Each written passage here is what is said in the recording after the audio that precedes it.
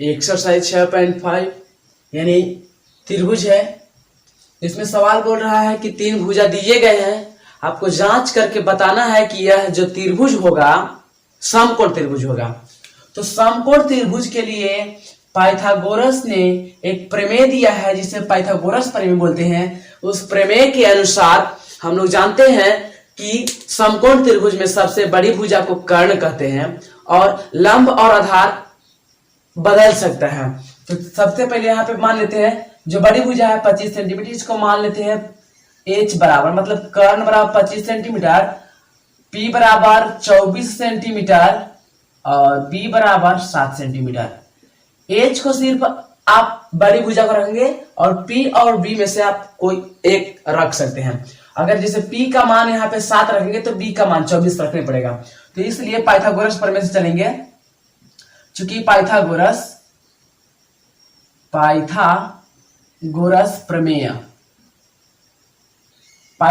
प्रमेय बोलता है कि कर्ण के स्क्वायर इज इक्वल टू लंब के स्क्वायर प्लस आधार के स्क्वायर, यानी कि कर्ण यानी कि H square is equal to P के स्क्वायर इज प्लस बी के स्क्वायर, यानी कि h का मान यहाँ पे 25 है तो 25 स्क्वायर इज इक्वल टू 24 के स्क्वायर प्लस 7 के स्क्वायर। 25 के होल स्क्वायर करेंगे वर्ग करेंगे तो यानी कि 625 आता है और 24 का वर्ग करेंगे तो 576 आता है और प्लस 749। जब जोड़ेंगे तो 9 और 6 15, 7 4 11, 1 12, 5 1 6, यानी कि LHS is equal to RHS। मतलब LHS और RHS जब बराबर आ गया तो आपको समझ जाना होगा कि दोनों जब साइड बराबर हो गया तो इसलिए हम कह सकते हैं कि जो यह भुजा दिया गया है यह समकोण त्रिभुज का भुजा है, समकोण त्रिभुज हो सकता है,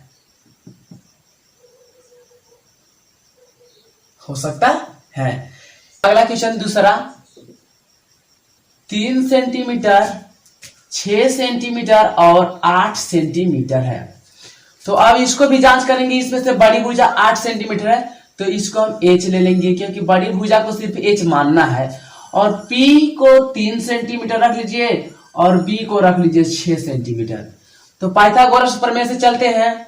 h स्क्वायर बराबर p square plus b square, यानी कि h के जगह पर 8 तो 8 के होल स्क्वायर करेंगे, p के जगह पर 3 तो 3 के होल स्क्वायर प्लस में b के जगह पे यानी कि b के होल स्क्वायर 6।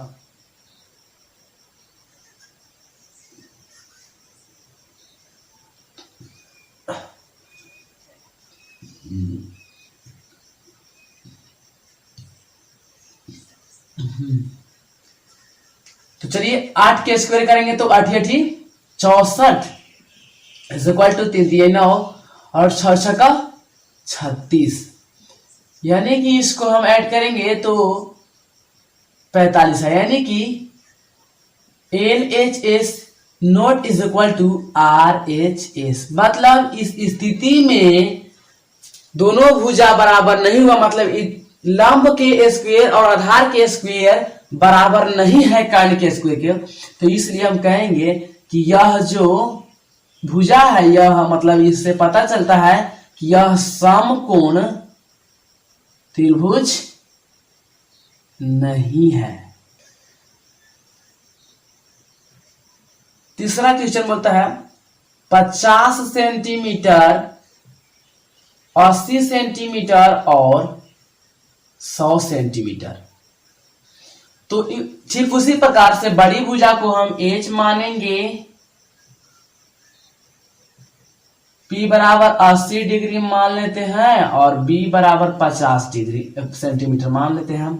तो इसलिए पाइथागोरस प्रमेय के अनुसार जानते हैं h square is equal to p square plus में b स्क्वायर। तो h के जगह पे 100 रखेंगे तो 100 के स्क्वायर इज इक्वल टू 80 के स्क्वायर प्लस में 50 के स्क्वायर। तो 100 के स्क्वायर करेंगे तो एक जीरो के 2 जीरो होता है, यानी 2 जीरो के 4 जीरो हो जाएगा। 8 8 64 100 और 5 5 25 100। तो यानी कि 10,000 इज इक्वल टू 0 0 5 और 4 9 6 2 8, यानी कि बराबर हमको नहीं हुआ, इसलिए LHS is equal to not is equal to RHS, इसलिए यह भी समकोण त्रिभुज नहीं है।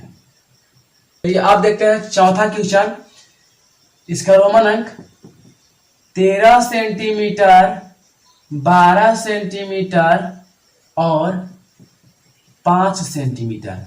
तो इसलिए जाहिर सी बात है कि H इज इक्वल टू हो जाएगा 13 सेंटीमीटर और P बराबर हो जाएगा 12 सेंटीमीटर और B बराबर हो जाएगा 5 सेंटीमीटर। तो इसलिए पाइथागोरस के अनुसार H square is equal to P square plus में B स्क्वायर। H का मान है 13, यानी कि 13 के square is equal to P के मान है 12 के स्क्वायर प्लस में 5 के स्क्वायर। 13 169 होता है, प्लस में इज इक्वल टू 144 और प्लस में 25, यानी कि 169 बराबर 169, यानी कि इसलिए हम कह सकते हैं कि LHS बराबर RHS है। इसलिए हम कह सकते हैं कि समकोण त्रिभुज है। यानी कि हम देखें जो पहला क्वेश्चन था उसमें हम देखें कि पहला और चौथा ही सिर्फ समकोण त्रिभुज है और दूसरा और तीसरा समकोण त्रिभुज नहीं है। क्वेश्चन नंबर 2 देखते हैं। तो क्वेश्चन नंबर 2 में बोल रहा है कि यदि एक त्रिभुज PQR हो जिसका P समकोण है, मतलब P ऐसा जगह रहेगा जहां समकोण 90 डिग्री का कोण बन रहा है, यानी कि P यहां पे रहेगा, Q यहां रख सकते हैं, R यहां रख सकते हैं, कोई दिक्कत नहीं है, बशर्ते P को यहां रहना चाहिए। और बोल रहा है कि PM जो है लंब है QR भुजा पर, तो यहाँ पे रख दिए, यानी कि और सिद्ध करना है कि PM के स्क्वायर बराबर QM इंटू MR। और यहाँ पे दिया गया है, चूंकि दिया है कि PM जो है ना लंब है QR पर, तो लंब है तो जाहिर सी बात है कि यहाँ पे 90 डिग्री और यहाँ पे भी 90 डिग्री। तो आप यहाँ पे देखेंगे जी PM चाहिए हमको, QM चाहिए और MR चाहिए, तो जाहिर सी बात है कि तीनों त्रिभुज हमको जरूरी पड़ेगा। तो इसको हम ऐसे करते हैं, यहाँ पे सबसे पहले एक बड़ा त्रिभुज लेते हैं, मतलब त्रिभुज PQR में। तो त्रिभुज PQR में हम चलेंगे, तो देख रहे हैं त्रिभुज PQR और एक चलते हैं छोटा, जैसे एक बड़ा त्रिभुज लीजिए और एक छोटा ले लीजिए, जैसे इधर वाला, ठीक, एक बड़ा और एक ये वाला लीजिए छोटा वाला। तो PQR और छोटा वाला देखिए यहाँ पे PMR है, त्रिभुज PMR में तो देखेंगे तो इसमें भी R यहाँ पे मिलता है। बड़ा त्रिभुज में जाइएगा तो भी R आएगा और छोटा त्रिभुज में जाइएगा तो इसमें भी R आएगा। इसलिए हम कह सकते हैं कोण R बराबर कोण R उभयनिष्ठ से हो गया। अब देखेंगे यहाँ पे एक और बात देखेंगे कि P समकोण है और इसमें M समकोण है, तो हम कह सकते हैं कि देखिए ये P को हम लिखना है तो आपको दो तरीका से लिखा जा सकता है।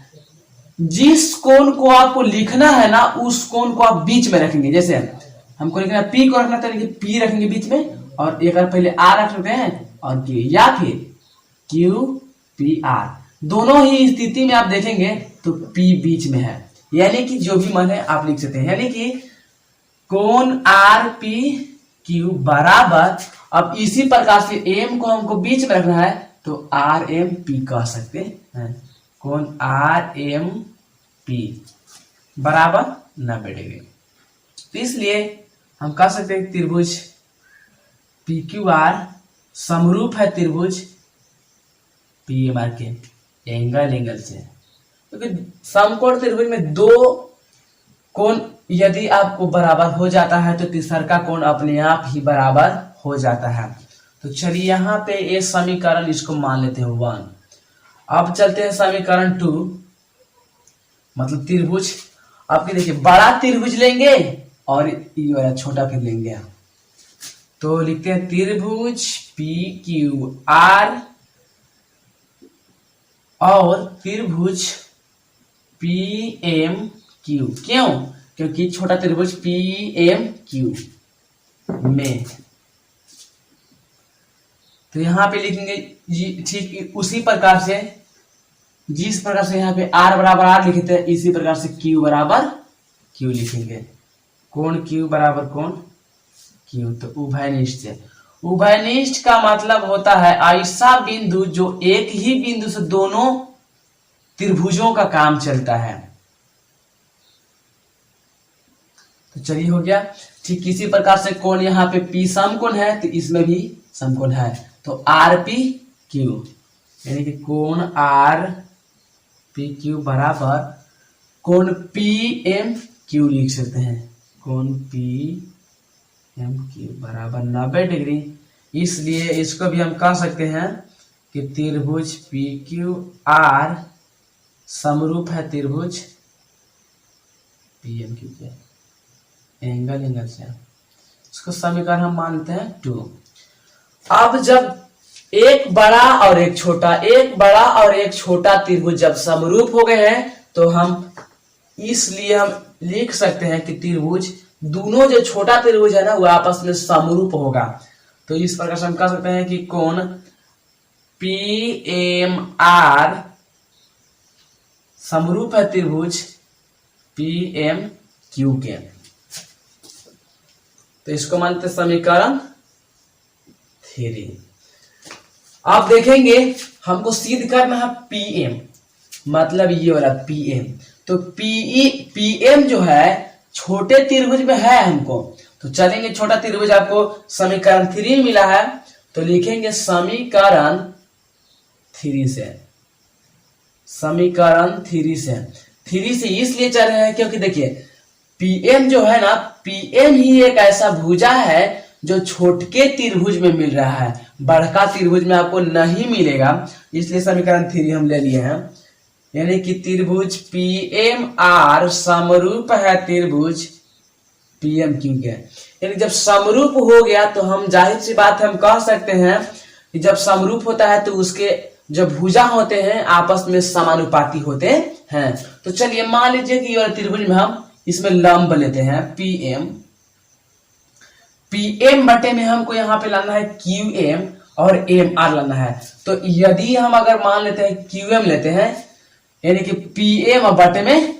क्यूएम, तो चलिए पीएम बटे में क्यूएम बराबर एम आर, क्योंकि एम आर लाना है ना, तो एम आर बटा में एम आर बटा में, क्योंकि इसको और इसको लिए थे तो अब इसको और इसको ले लेंगे तो एम आर बटा में एमपी। हम एमपी चाहे पीएम भी कर सकते हैं। देखिए पीएम ऊपर में भी लिख सकते थे लेकिन ऊपर में लिखेंगे तो यहां पे हमको स्क्वायर नहीं आएगा, इसकी वजह से हम इस प्रकार से भी लिख सकते हैं, कोई बात नहीं है। तो देखिए पीएम और पीएम में गुना करेंगे तो पीएम के स्क्वायर बराबर क्यूएम इंटू एम आर। यही तो हमको सिद्ध करना था, यानी कि सिद्ध हो गया।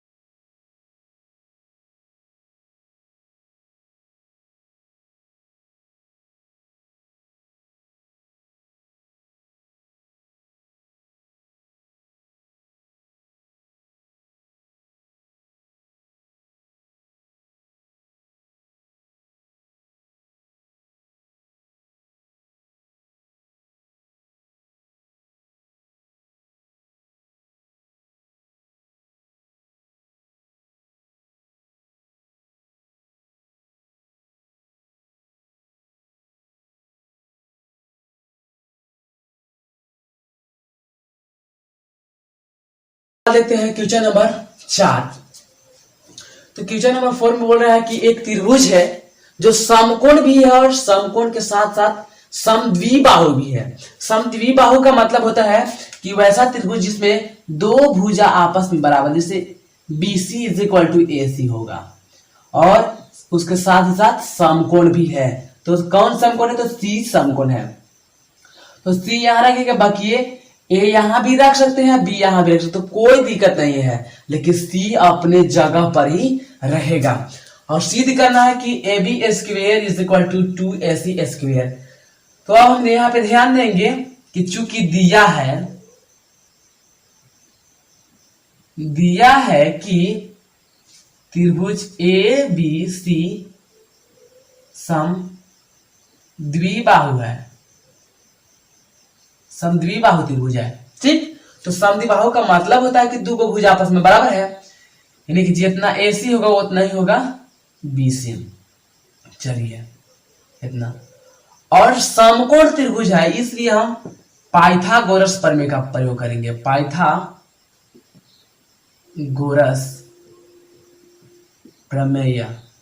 तो पाइथागोरस प्रमेय बोलता है कि कर्ण के स्क्वायर, माने कर्ण यहाँ पे AB है जी, AB square is equal to लंब यानी कि AC स्क्वायर प्लस में BC स्क्वायर होता है। AB स्क्वायर, और हम जान रहे हैं कि लाना है AC, तो AC को तो कुछ करेंगे नहीं, यानी कि हम यहाँ पे देख रहे हैं कि AC बराबर BC, तो BC बराबर हम नहीं कर सकते हैं AC, इसलिए BC के जगह ही आप हम AC कर देंगे। तो AC के स्क्वायर के छोड़ दीजिए, कुछ आपको करना नहीं है, और BC के जगह ही आप रख दीजिए कौन सी AC रख दीजिए,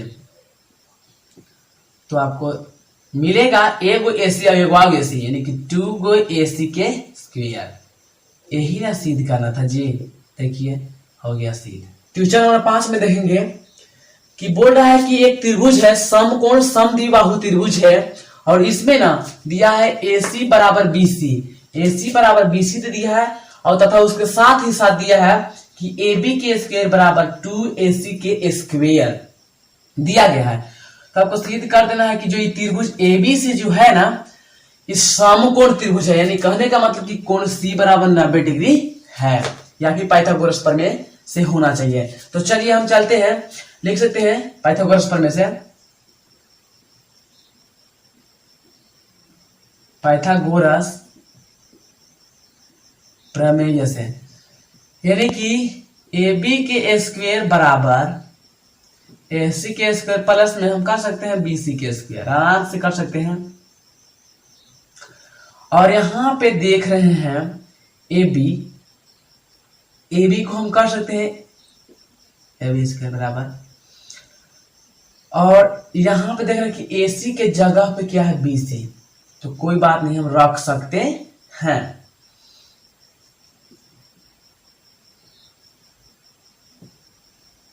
या फिर BC की जगह पे AC रख सकते हैं, AC स्क्वायर। तो AB स्क्वायर बराबर AC मिलके 2AC स्क्वायर। अब AB के जगह पे AB स्क्वायर जो है, AB स्क्वायर के जगह पर है 2AC स्क्वायर, तो हम कर सकते हैं, इतना ना लिखे हम लिख सकते हैं 2AC स्क्वायर बराबर 2AC स्क्वायर, यानी कि LHS बराबर RHS हो गया, तो यही सिद्ध हो गया।